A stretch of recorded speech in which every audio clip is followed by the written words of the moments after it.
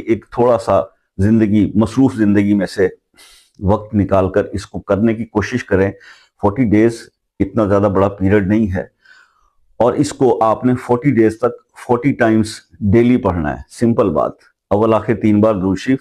اب اس کے بعد میں سب سے امپورٹنٹ بات یہ ہوتی ہے جب بھی کوئی ایسا عمل بتایا جاتا ہے کہ جناب اس کو ہم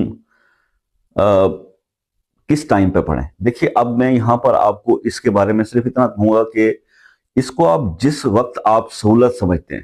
مثال کے طور پر کچھ میرے دوست ہیں جن کو فجر کے بعد ٹائم ہوتا ہے، کچھ میرے دوست ہیں جن کے پاس عشاء کے بعد ٹائم ہوتا ہے، کچھ میرے دوست ہوتے ہیں جو تہجد ٹائم پہ پڑھ سکتے ہیں، اور کچھ بہن بھائی ایسے ہیں جن کو عصر کے بعد بھی موقع ہوتا ہے پڑھنے کا.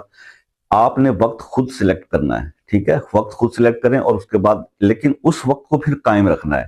پھر یہ نہیں ہوگا کہ اگر آپ نے فجر کا رکھا ہوا ہے، فجر مس ہو گئی ہے تو اب ہم جناب پھر